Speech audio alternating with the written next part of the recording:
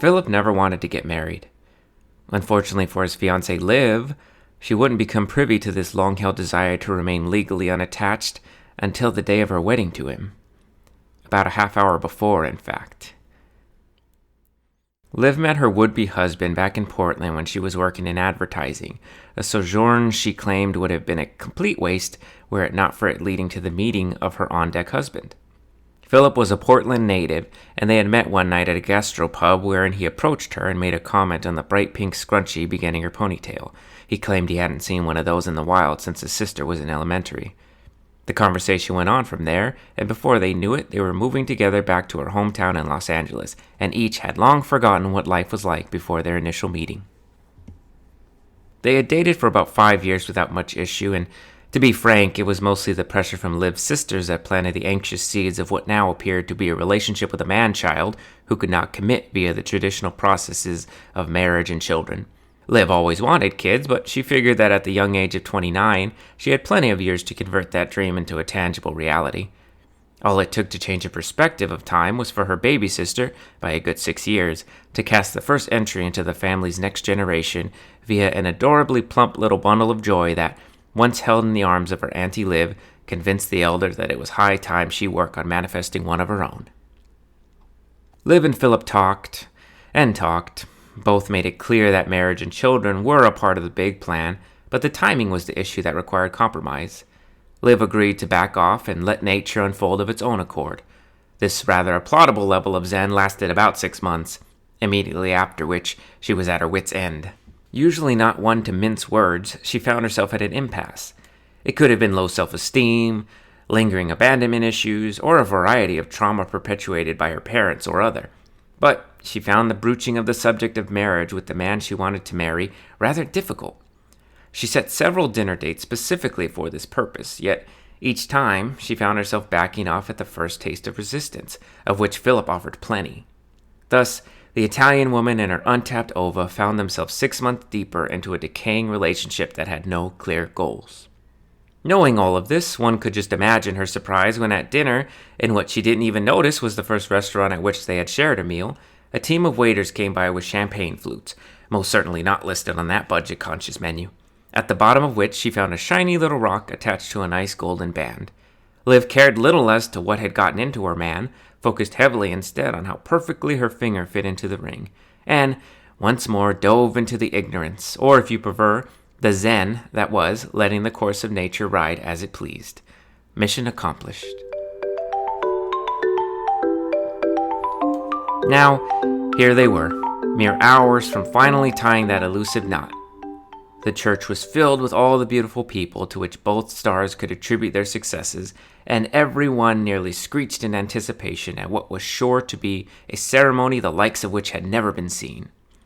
In the bridal suite, Liv controlled her own robust emotions as her cohort of bridesmaids finished the final touches on their hair and makeup. The bride stood tall in the mirror, absorbing the cavalcade of information that her eyes were now presenting to her. As she drank in her reflection, her oldest sister Gina zipped up the back of her gorgeous gown. As the zipper reached its destination, Liv tried to fully comprehend the fact that when she took this dress off, or rather when Phillip did, she'd be a married woman. She would be legally bound to her man, and the first days of the rest of their lives would officially begin. What a blessing. On the other side of the venue, the vibes were quite another story. Phillip sat in his tuxedo with the top few buttons yet to be fastened, and his cummerbund extending further out with every heavy heartbeat. Though his face was clean-shaven and his hair flawless, his eyes stood bloodshot and his mouth agape in angst. He never wanted to get married. He loved Liv more than any person he'd ever known, and he absolutely wanted her in his life all the way until his dying days. But what was the need for the ceremony? The contracts, the structure, why so many eyes, and why him at the center of it all? He knew he had to marry her. She was going to leave him if he didn't. Either that, or she would grow so resentful she would attack him emotionally, mentally, and even physically any chance she saw, all the way up until they were both miserable. It was only human nature, after all. By all means browbeaten into it, he went ahead and purchased the ring and set up the proposal, almost hoping that she'd say no and ask that they just leave the government out of their relationship. Naturally, that did not happen, and instead she jumped right into the planning and grew more and more excited with each passing day. His only solace was that the date she had picked was over a year from the then present moment. But now, the time had come. He had shared these concerns with his best man, a childhood friend named Vlad, many months ago as the preparations kicked into the final stages. Vlad had simplified the process by telling him that it's just a thing we as humans do. The event is about the bride, so Phillip needed only to show up, go along for the ride, and he'd have his partner for life.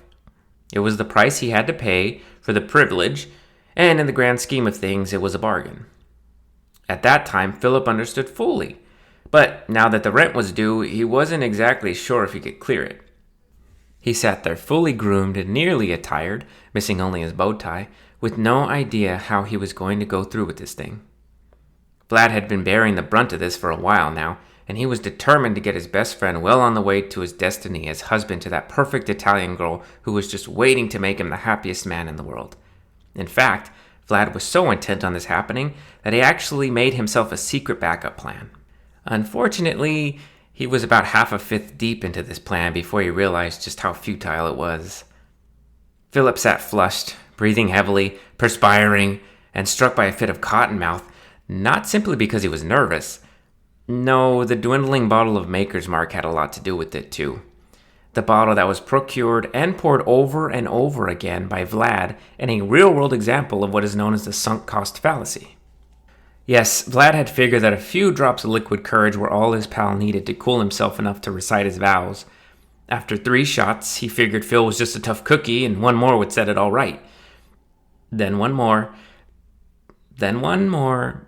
Then another. All the way until Vlad began to doubt if this plan had any logic to it at all, at which point he began taking shots with Phillip as if this were somehow the missing variable. At this present point in the narrative, the groom had enough bourbon in his system to put down a small puppy. Slopped over in his chair, Phillip eyed his reflection with scorn. He wasn't sure which made him more ashamed, the condition of his sobriety, or just the visage of a pathetic and scared little boy. In reality, it didn't matter. Here he was, still toying with the idea of being a runaway groom, and remedying these horrifying thoughts by self-medicating himself into a stupor. His actions were speaking volumes louder than his thoughts. Before he even had time to take the next route into his self-hating tirade, the alcohol finally and mercifully sedated him into unconsciousness for the first time that day, and the groom went headfirst into a table. Vlad ran over to his friend and turned him onto his back. Once he could confirm that he was still breathing, he ran off to get some ice. The bump on his forehead was a nasty one, and there wasn't much time before it became unphotoshoppable. Fortunately, the ice worked both as a de-inflamer and as a awakening agent. Phil, you okay? You hit your head. Can you see me? His best man cried softly. Phil blinked a few times and took deep nostril breaths as he began to nod, temporarily giving some relief to his best man, until he turned his head and puked all over the carpet, and just a bit onto his tux. Vlad carefully removed his jacket and hung it up, debating whether to work on getting the stain out or making sure Phil didn't choke on the upcoming second round. Phil, buddy, you gotta pull it together, man. You have like 15 minutes before you need to go out there.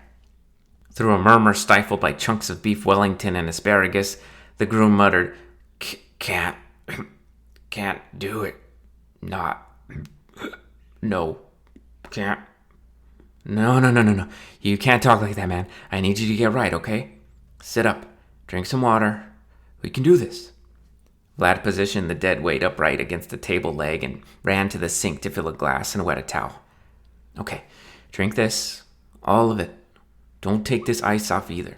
I'm gonna get the puke off your jacket, then we'll fix your hair, and you'll go get married. Got it?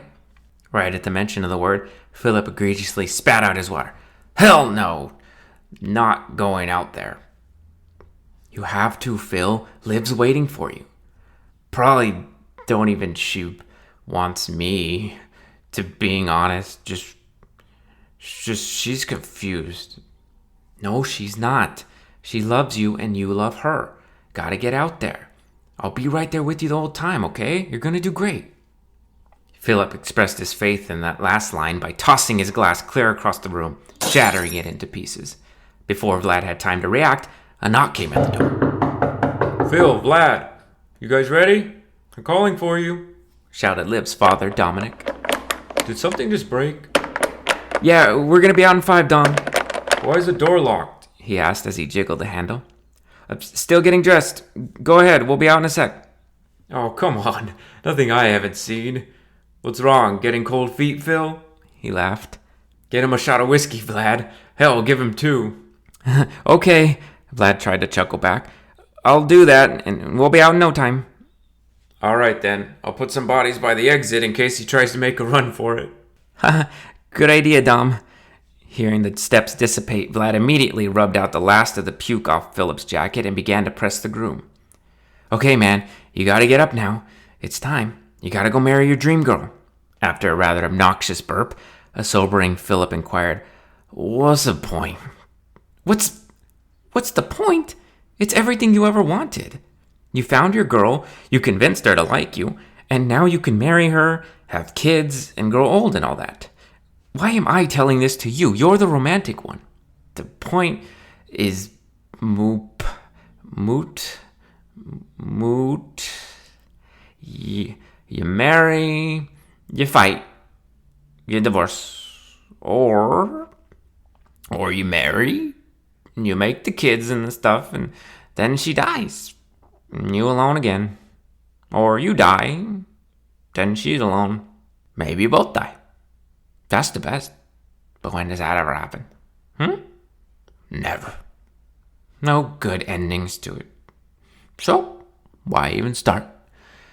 Why do the...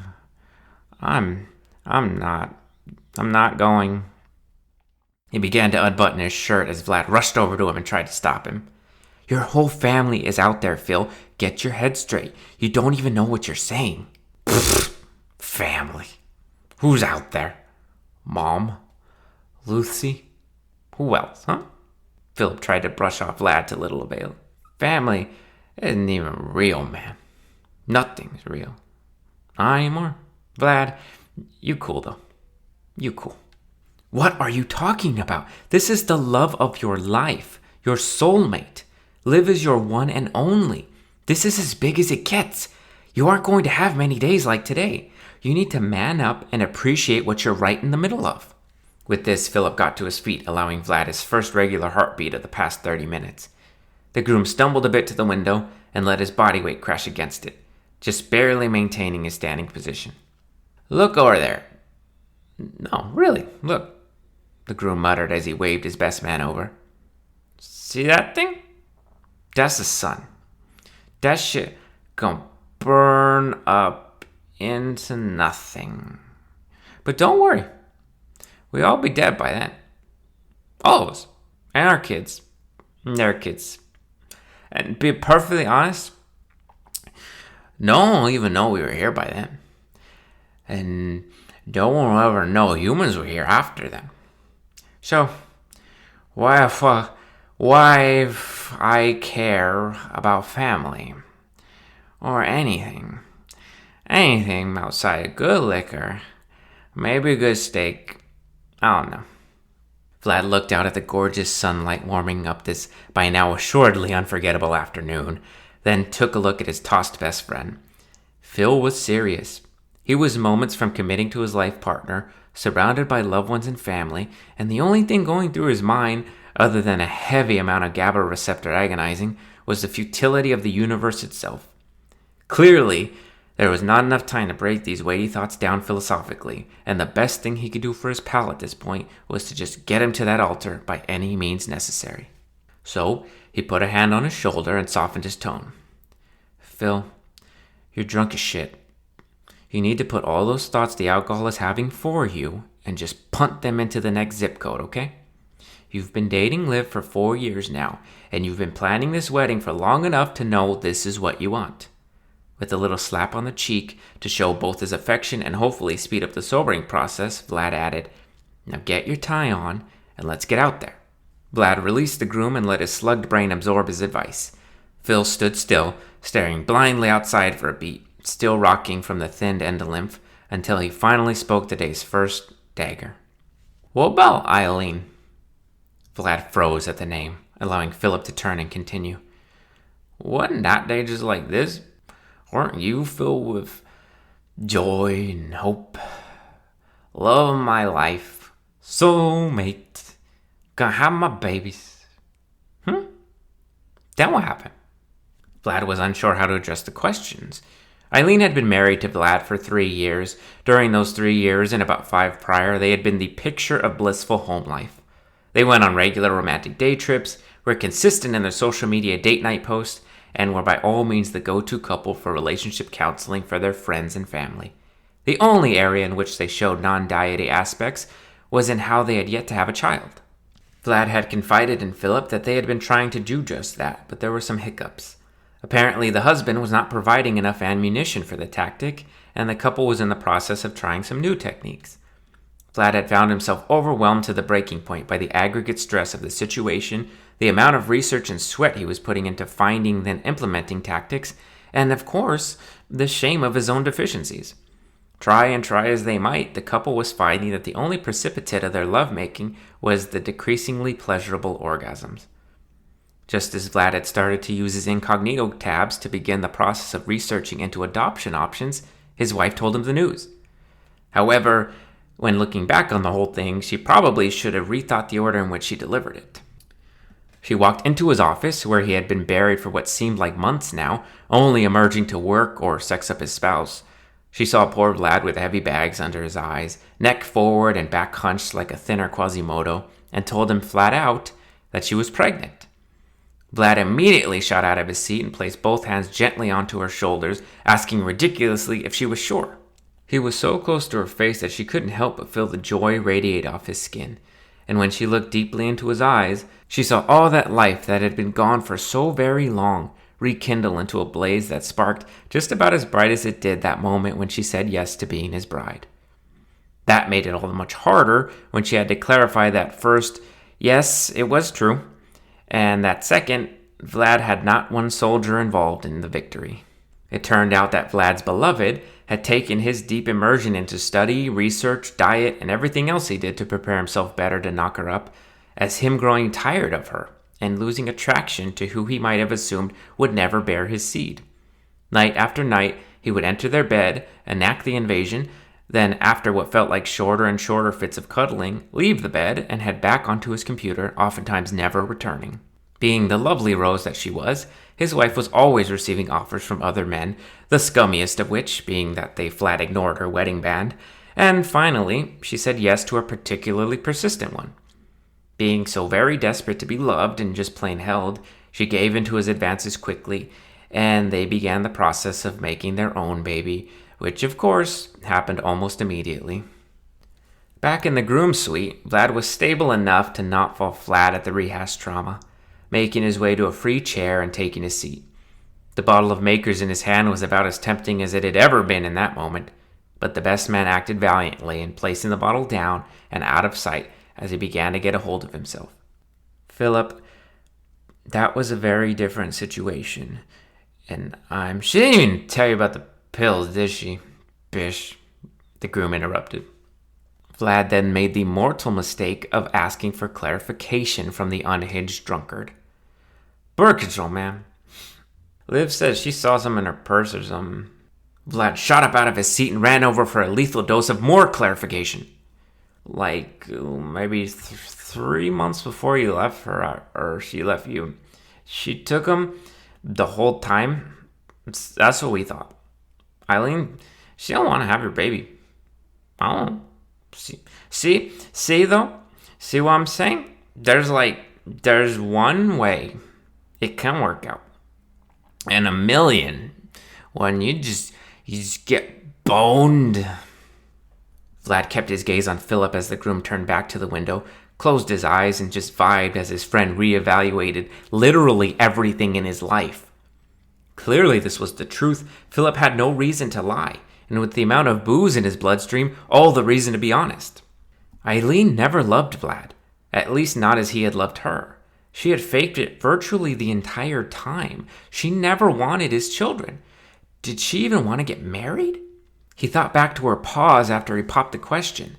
She eventually said yes, but the delay was something he could never forget. Then he remembered how she had kept suggesting later and later dates. Was she in a situation like Phillip's during their wedding, where her maid of honor just found more success in actually getting her out there? Was it really a success if that was something she didn't really want, and it ultimately led to the complete shattering of his heart? Yet, if his wife didn't want the commitment, then why have a child with what was by all means a stranger? Did she want out of a relationship with Vlad that much? She was still with that guy, and they even had 2 more children since. And they were married. Just like the pregnancy blunders, Vlad concluded that it must have been him who was the weak link. Him not having enough bullets to hit her target was a deeper metaphor than he had figured. Bottom line, after all these dark, twisted paths of shadow thought, was that when it came down to it, he simply was not good enough for her. He never was. As his perspective shifted, Vlad put a hand on the fleeting bottle of Maker's Mark, did his best to stop thinking entirely, and took a long, draining swig, thus beginning his healing. Phillip caught a glimpse in the corner of his eye and promptly pulled out the next bottle of Jack from the drawer.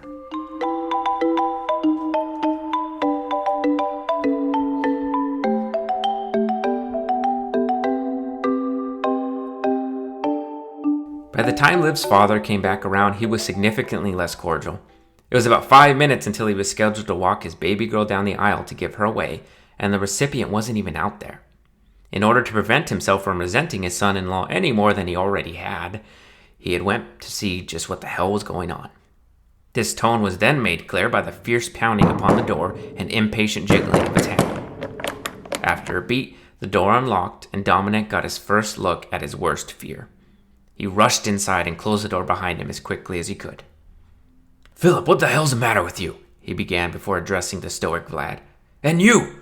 It was your job to stop anything like this from happening." Neither reacted to the late middle-aged man's attempt to throw his vocal weight around.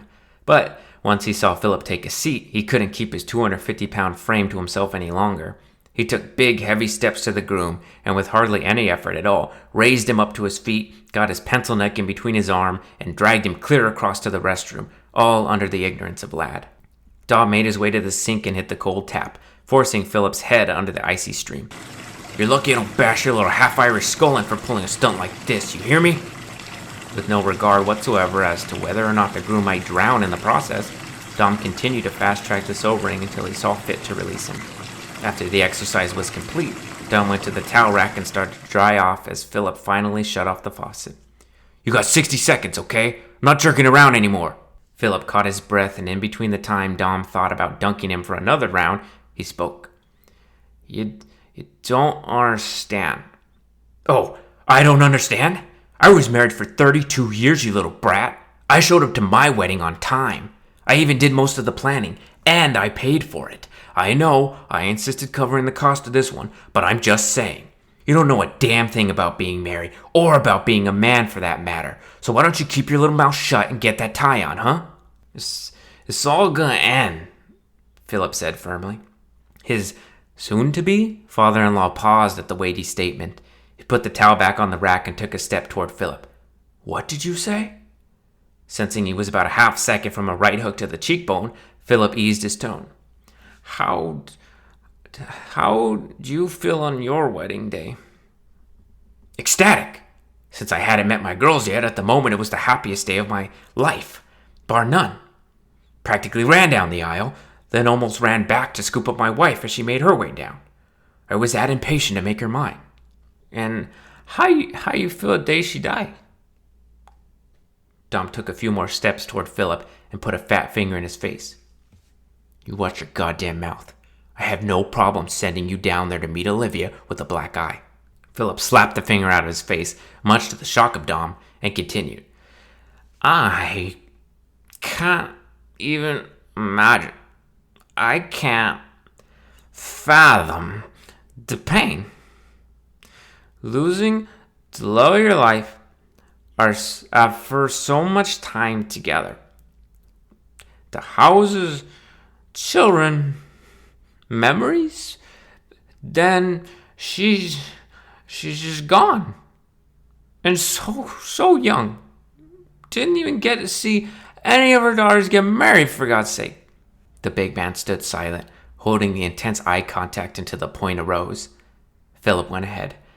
You're one of the strongest men I know. Nothing makes me happier than to marry Livy and be part of your family. If nothing else, to learn from you. Call you Dad. Pick up even an ounce of your strength. But I'm not even close. I don't think I ever will be. I don't. That way right now, it crushed me. I can't even make it down the aisle, man. Dom dropped his spiky exterior for a moment and softened the timbre of his voice. None of it's easy, Phillip.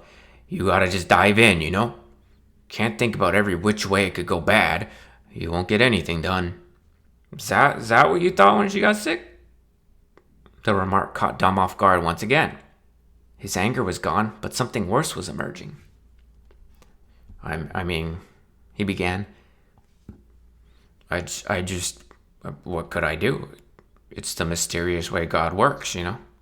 Phillip put a hand on Dom's shoulder, and as soon as the contact was established, the big man let a sniffle break. It was fast. I don't think I had time to dread it like you are right now. It was like it hit and she was gone. I had to be strong for the girls. Suddenly he shook Phillip's hand off him and stormed out of the room. He walked over to Vlad and yanked the bottle of Jack out of his hand, taking a proportionally sized gulp. When he had time to let the liquor bite him, he continued. Every goddamn day, Phillip. I miss her every goddamn day. And it never got easier. In fact, it only gets harder on days like these. Dom knocked another swig back and continued. Thinking of what she would have said to me. The glow in her eyes. Watching her tear up, seeing Liv in her dress. With one more big man swig, the floodgates opened, and Dom fell onto the couch, sobbing miserably into his pillow as Phillip took back the bottle and poured himself a fresh glass.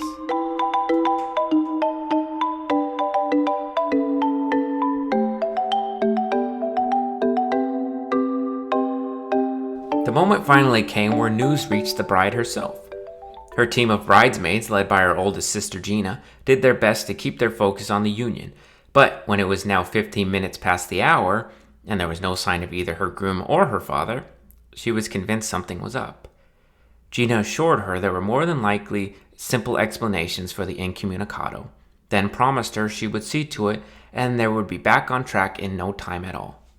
Though she appeared calm and optimistic for the sake of the bride, when she exited the room, one could practically see the hot steam blowing out from her nostrils. She made a beeline for the groom's party, most specifically toward her husband August, who knew right away that he should break for some privacy to receive what was sure to be a world-class chewing out. Where the hell's Phil? She whispered through her clenched teeth. I don't know. Vlad was in there with him. Look, Phil was real nervous and... And what? Well, Vlad had some whiskey. He got it for all of us, and they took a couple shots to calm the nerves. August paused, knowing he would be granted no more time to rationalize. Phil got a little carried away. He's drunk? He's drunk. Gina took a deep breath as well as a few steps away from her husband, and before she embraced the imminent explosion, she grabbed his wrist and yanked him with her toward the groom's suite. She banged on the door with both hands, doing her absolute best not to let the volume of her screaming reach the bridal suite. Once again, Phillip came to the door and opened right up. As soon as he did, Gina skipped the formalities and helped him sober up by slapping him right across his already flushed cheeks. She pushed her way in and began poking her freshly manicured finger into his chest, chastising the man in her signature bombarding fashion until she saw who was sprawled on the couch. Immediately, she ran to attend to her father, who stirred upon her touch. Daddy, what's wrong? She cried as Dominic did his best to slur his comforts while attempting to sit up. Daddy, are you... Oh my God, what did they make you do?" She continued to help her father sit upright as he tried with almost no success to calm her down. "I've held my tongue about this entire process for the sake of my sister's sanity, but you've gone too far. You people have zero class. None whatsoever. What, do you think it's funny to get blasted on the wedding day? Is this what you do for the lulz? Thinking not 1 second about Olivia. Not one—" Gina, her father interrupted. Sit down. Sit down. When his daughter had obeyed, he continued, "Don't yell so much, please." "Okay, Daddy, I'm sorry."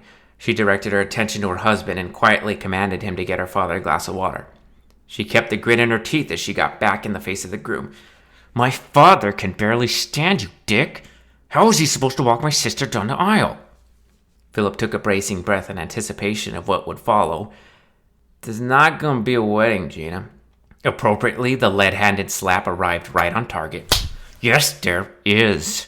I don't care if we go ahead and make it a wedding funeral. My sister's going to get her big day." She turned to look at Vlad, still in the same seat, still staring into the carpet's abyss. "And you! Wasn't it your job to keep this dipshit on schedule?" "Hello?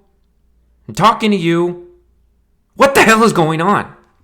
Phillip headed toward his near-empty bottle of Jack and asked Gina to sit down.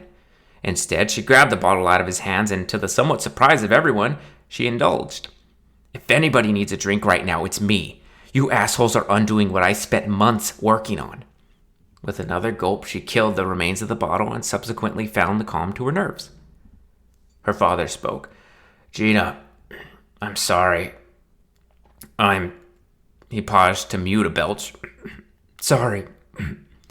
"Oh, Daddy, don't say that. It's not your fault," she replied softly. However, upon the final words, Dominic broke out in another heavy flurry of sobs, falling back onto the couch and burying his face in the cushion. "I didn't have any time," he wept. "I couldn't accept it. I didn't think I could go on. I never thought I could be there for you girls. I couldn't take her place. I did my best. I miss her so much." "Are you talking about Ma? Oh, Daddy, I know. It's okay." "It still hurts so much. It's never gonna stop. I still need her."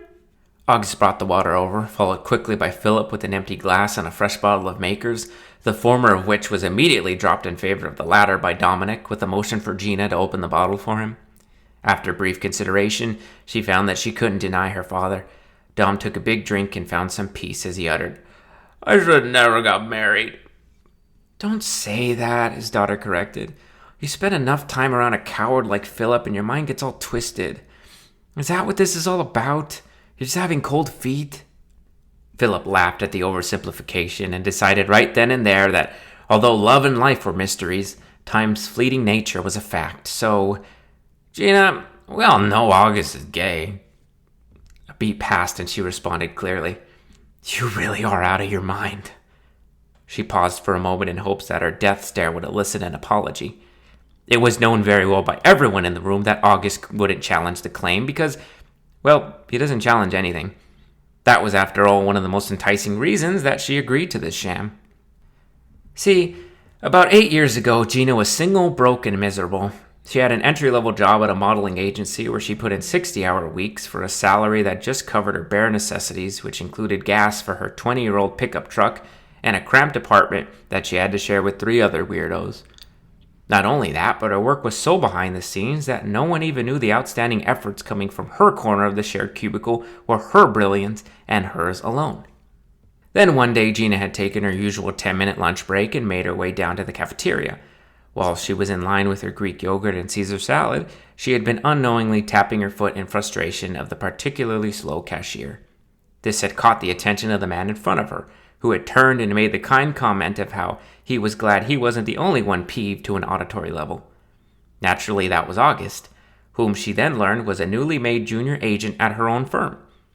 Right then and there, they began their friendship. He insisted she spend lunch with him, and before long, he brought her up to become his personal assistant. They grew very close, spending nights together, going on last-minute getaways, and becoming, by what all accounts could tell, were soulmates.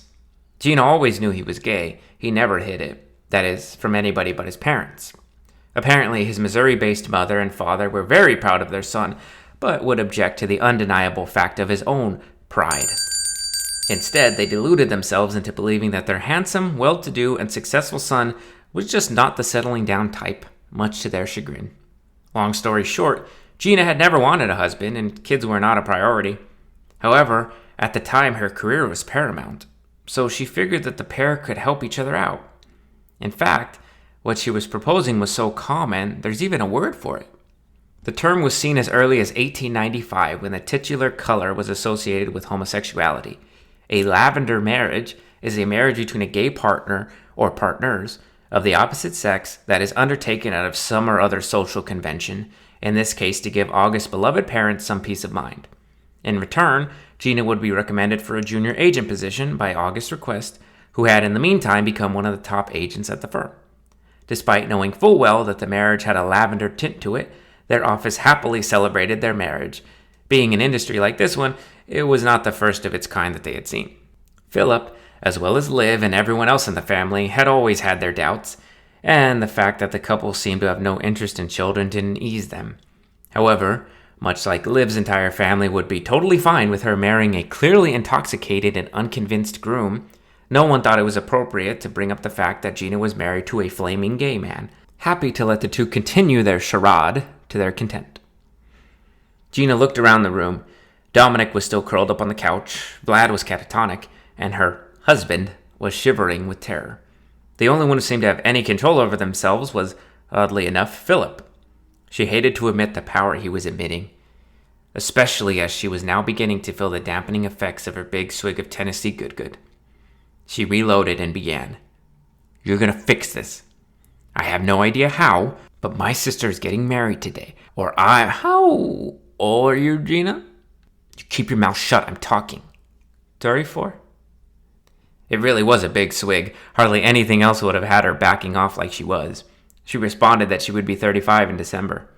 Phillip winced a tad dramatically, allowing for Gina to overthink why he did as such, and thus opened the door to begin his spiel on her wasted life. Phillip explained that the fake marriage was all fine and dandy for the career perks. After all, Gina was a top model agent in the territory now. But wasn't the cost of that too high? This was a wedding, and thus everyone's deepest amorous needs were flaring, even career gal Gina. She had been seeing the glow in her sister's eye every time she mentioned Phillip, which was part of the reason as to why she was so blindly enraged at the delay, then the scene she had been witnessing. Liv loved Phillip in a way she herself had never known. How could this coward betray her sister's affection like this? However, what she was really asking was, will I ever have someone that I love so much that they could betray me to this behemothic degree?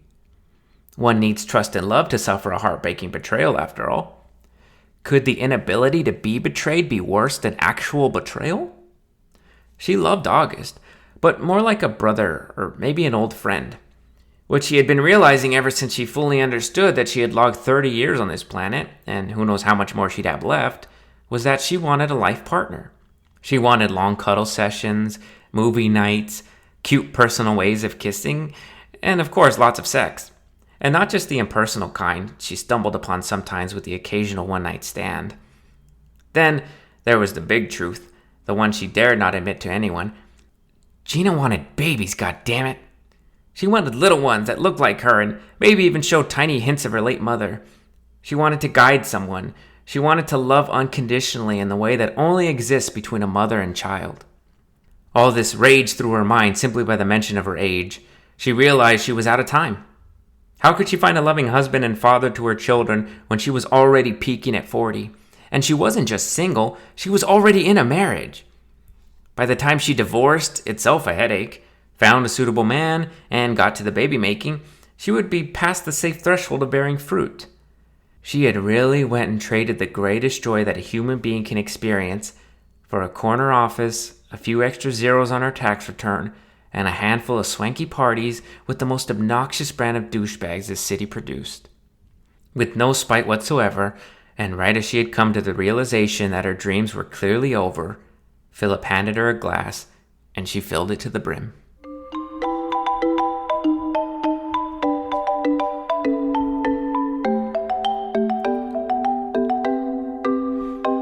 By the time the next knock came at the door, even August was sprawled on the floor. His illusions of being a slick straight having been reduced to atoms, he began to realize that he too had wasted his life.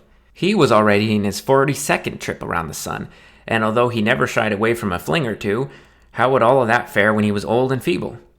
He'd have no partner to take care of him, no children to help, and being in such a backstabbing cutthroat industry, he wouldn't keep many friends. Plus, he too would make it from cradle to grave, never having experienced true love. He crawled his way to the origin of the sounds, pulled himself to his feet, and opened the door to reveal Mr. Umbeco, a distinguished older gentleman who wore a high-end tailored suit to which August was the perfect audience. Mr. Umbeco's dyed black mustache framed his pursed lips as he waited for anyone to invite him inside.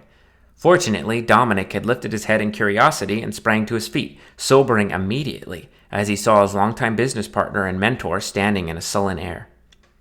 "Oh, Mr. Umbeco, come in, please." The old man removed his hat and held it tightly in his hands, taking slow steps inside and absorbing the drunken disaster. Please, have a seat," Dom begged. "Dominic, as you know very well, I am a very busy man. I have many promises to keep, as always," Mr. Umberto began, remaining standing.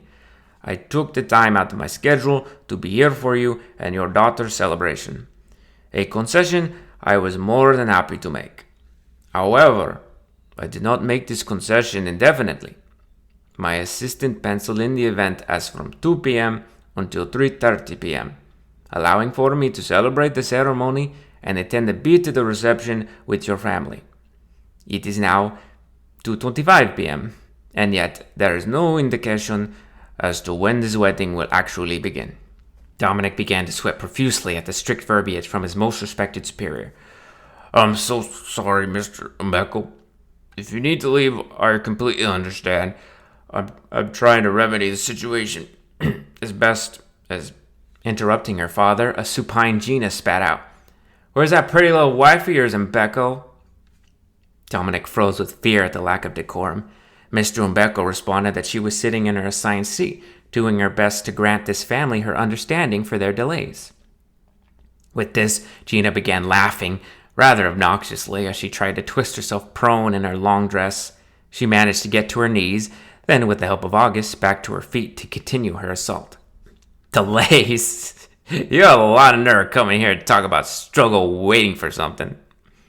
Dominic's eyes nearly burst out of his head when he realized where she was going with this, while Phillip nearly began to drool at the tea about to be spilled. Gina continued. "How long did you have to wait for her to become legal? 3 years? Or did you even wait that long to start preparing for marriage?" Dom ran over to try to shush his daughter, but when he turned, his socks slipped on the carpet and he went headfirst into the ground, just barely being able to reach his arms out and break his fall. As he stood on all fours trying to catch his breath, the good fight was lost and he puked all over the ground and partially onto Vlad's shoes, who still didn't seem to mind, still being so very lost in his own regrets. August and Phillip ran to help him up and make sure he was okay as the rage inside Gina triggered even further. "I remember the first time I saw Helena. She was 15. Me and my dad drove up to pick up the payroll checks, and he sent me inside to grab the envelope. I'm sure you remember. Although, maybe you never knew that I had that little stepladder and had the habit of looking over into your office through the top window. I was just a curious kid, I guess. But wouldn't you know it, I saw you and Helena..." "Stop this immediately," the groomer fired back. "What? You were showing her how to use a putter on your little office screen. Unless there was something I missed. I had to get back to the car, so I don't know. What else happened in that office with child Helena?" Mr. Umberto placed his hat back on his head and somehow pursed his lips even further. "I only regret even taking the time to celebrate anything with this horrid family." He turned to storm out, but was quickly grabbed by his shoulder and spun back around by Gina. "How many times did you rape your wife before turning 18, Umberto? And how many times since? Did you rape her in your office? Did you pay off her parents, huh? Promise you'd marry her? Cover any unsightly abortions? What else do you have over that poor girl? For all we know, you're still molesting children." Unable to escape the exposition of his sins, Umberto's breath shortened and the pains in his chest flared. The very old man began to feel warm tears down his cheek. What a monster he was! He had everything he needed, or so he thought. He had plenty of money, a thriving business, endless connections to whatever he desired, but when it came to women, he was never satisfied with merely beautiful or sexually stimulating.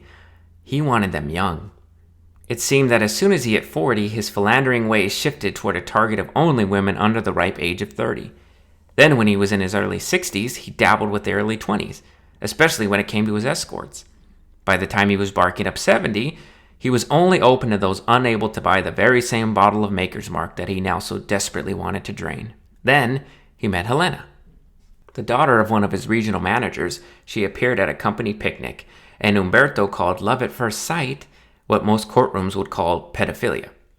He approached the family and introduced himself, cleverly hiding his unbridled passions for the then 14-year-old. From there, he moved her father into the main office with a substantial promotion, insisted Helena begin an internship, and completed nearly everything of which Gina had just accused.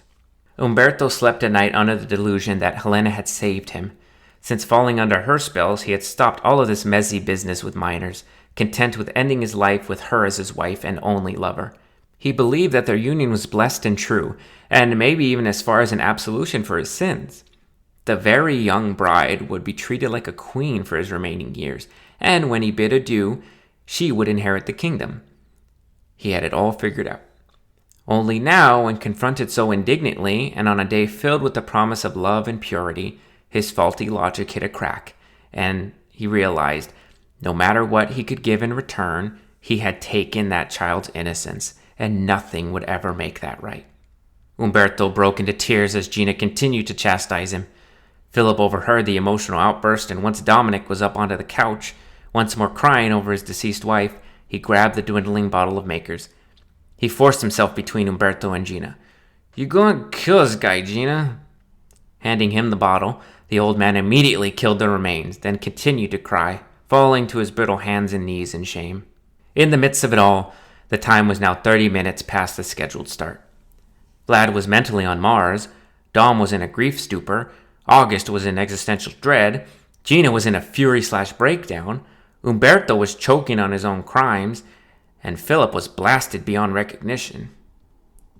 Despite poor Liv's grand plans and most heartfelt wishes, it was clear there was to be no wedding this afternoon, nor should there be.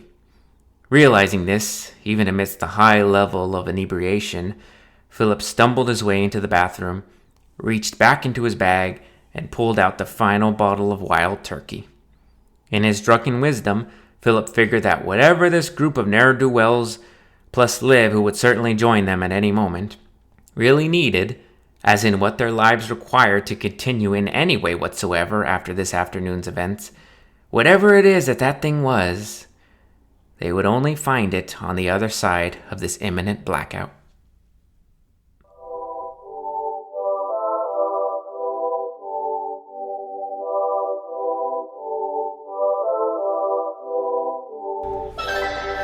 That was Poise and Rationality, the season premiere of MOZZADENZA 2. We still got 4 more stories, including All the Pretty Norco Girls next Monday. It's a story with a lot less vomit, so if you're into that, you'll probably enjoy it.